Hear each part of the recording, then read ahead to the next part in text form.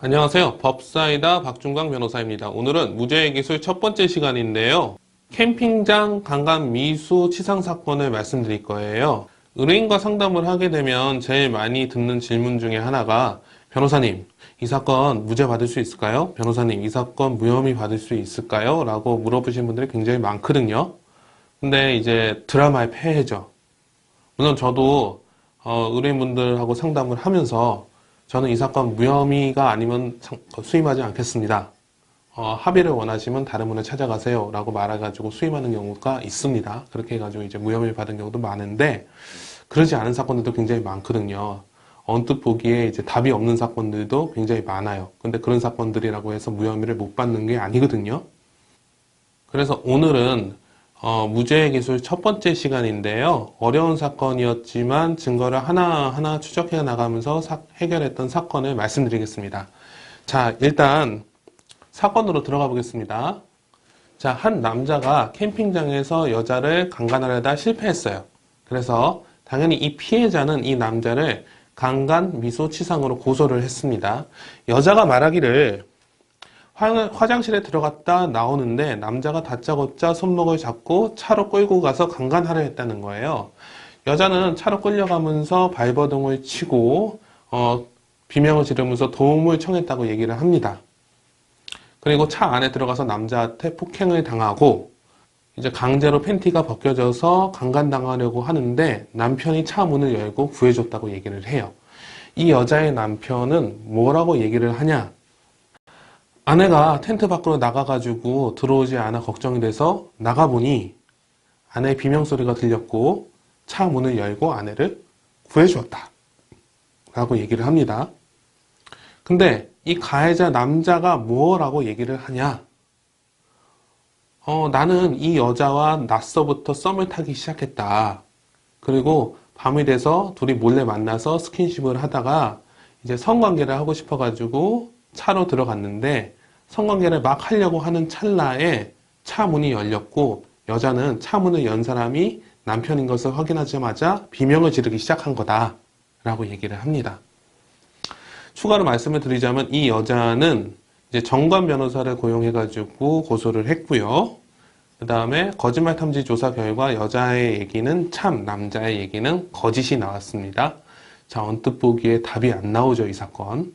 근데 이런 사건도 해결할 수 있습니다. 자, 어떻게 해결했는지 차근차근 쫓아가 보겠습니다. 이 사건 수임하고 나서 제가 제일 먼저 했던 거는 사건 현장에 가보는 거였어요. 일단 사건 현장에 가서 CCTV가 있으면 제일 좋으니까 CCTV를 띄려고 이제 가가지고 돌아다녔죠. 근데 아쉽게도 이제 사건 현장을 찍은 CCTV가 없더라고요. 그래서 사건 현장의 상황을 보니까 이게 사건 현장 바닥에 파쇄석이라는 게 깔려 있더라고요. 파쇄석이 뭐냐면 그 하얀 조약돌인데요. 이제 밟고 지나가면 뽀드덕 뽀드덕 소리가 나요. 근데 이 장소가 그 산 밑에 계곡이고 사건 발생 시각이 밤 12시 정도였거든요. 그러니까 굉장히 소리가 잘 들리는 때였어요. 그래서 이렇게 소리가 잘 들리는 환경에서 여자가 끌려갔고 소리를 질렀다면 그때 당시에 캠핑장에 있었던 사람들이 그걸 들었을 것이다 라는 생각을 했죠. 그래서 그때 당시 캠핑장에 있었던 사람들을 확인해가지고 연락을 해서 찾아갔어요. 이제 목격자를 찾아다니기 시작하니까 이제 목격자들이 처음부터 말을 잘해주는 경우는 별로 없어요. 그래도 이제 안면을 트고 이제 사건을 얘기를 해주고 도와달라고 요청을 하면 이제 하나하나 얘기해주기 시작했거든요. 그래서 이제 첫 번째 목격자분이 얘기를 했던 게 뭐냐? 차 문을 여는 소리를 들었고 차 문이 열리자 여자가 비명을 지르는 걸 들었다. 근데 차 문이 열리기 전에 여자가 끌려가는 소리나 어떤 비명을 지르면서 도와달라는 소리는 듣지 못했다 라고 얘기를 했어요. 그리고 두 번째 목격자는 무슨 얘기를 했냐? 여자의 비명소리를 듣고 놀라서 나와보니까 피해자가 서 있었고 서 있는 모습을 보니 머리하고 옷이 참 단정한 상황이었고 그 다음에 이 여자가 서 있다가 남편에게 여보 미안해 라고 말을 하면서 이제 텐트로 들어갔다는 거예요.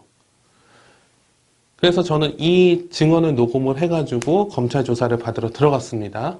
검찰 조사를 받으러 들어가니까 일단 여자가 한 말 중에서도 거짓말이 있다는 게 드러났잖아요. 여자는 이제 차로 끌려가면서 도움을 요청했다고 했지만 목격자들의 증언에 의하면 이제 차문이 열리기 전까지는 아무 소리도 듣지 못했다고 그러고요. 사건 발생 직후에 여자를 본 사람들도 이제 이 여자의 모습이 참 이렇게 흐트러짐 없이 머리도 깔끔했고 이제 옷까지도 이제 단정하게 입고 있어가지고 폭행의 흔적을 찾아볼 수 없다는 얘기를 했거든요. 근데 그럼에도 불구하고 이제 뭔가 크리티컬한 게 없잖아요. 그래서 사건이 지지부진하던 상황이었어요. 그런 상황 속에서 이제 다른 목격자로부터 제보가 들어왔습니다. 이분은 그때 당시에 이제 이분 말고 이분의 친구분도 그때 캠핑장에 있었는데 이 친구분이 이 목격자한테 얘기를 했다는 거예요. 그때 당시에 내가 뭔가 본 것 같다고. 그래서 저한테 제보가 들어왔어요. 근데 이분한테 이 친구분한테도 제가 처음에 연락을 해서 확인을 해봤거든요. 뭐 보고 들은 거 없냐라고 물어봤는데 그때는 없다고 말씀을 하셨어요. 근데 이제 이분이 이제 목격자분한테 자기 친구니까 얘기를 한 거죠. 그래서 목격자분이 저한테 다시 제보를 한 거고요. 그래서 부랴부랴 찾아가가지고 사장님 뭔가 보고 들은 게 있다고 제가 얘기를 들었는데 말씀 좀 해주세요 라고 하니까 자기는 또 보고 들은 게 없대요. 처음하고 똑같이. 그래가지고 힘들었죠. 그래서 이분이 얘기를 한 친구분하고 저하고 이제 조금 시간을 들여서 설득을 했어요. 한 3개월 정도 시간이 걸렸던 것 같아요. 3개월이 지나니까 이분이 사실은 내가 본 게 있다. 내가 그 남녀가 차에 들어가기 전까지 그 두 남녀가 스킨십 하는 걸 봤다. 라고 말씀을 하시더라고요. 아주 다행스럽죠. 그래서 이분의 증언을 통해서 이 사건이 결국 무혐의로 끝이 났습니다. 이 사건은 처음부터 이길지 질지 계산을 했다면 답이 안 나오는 사건이었어요. 온갖 불리한 것들이 다 있던 사건이죠. 그리고 또 이제 성범죄는 피해자의 진술만으로도 유죄가 인정이 되잖아요. 그래서 성범죄로 고소를 당하게 되면 많은 분들이 이제 좌절을 합니다. 그래서 제가 이 사건을 말씀드린 이유는요. 아무리 어려운 사건도요. 증거를 쫓아서 하나하나 찾아가다가 보면 실마리가 나오거든요. 그래서 억울하게 성범죄로 고소당하신 분들이 용기를 가지고 희망을 잃지 않으셨으면 좋겠어요. 여러분 유익하셨나요? 감사합니다. 법사이다 박준광 변호사였습니다.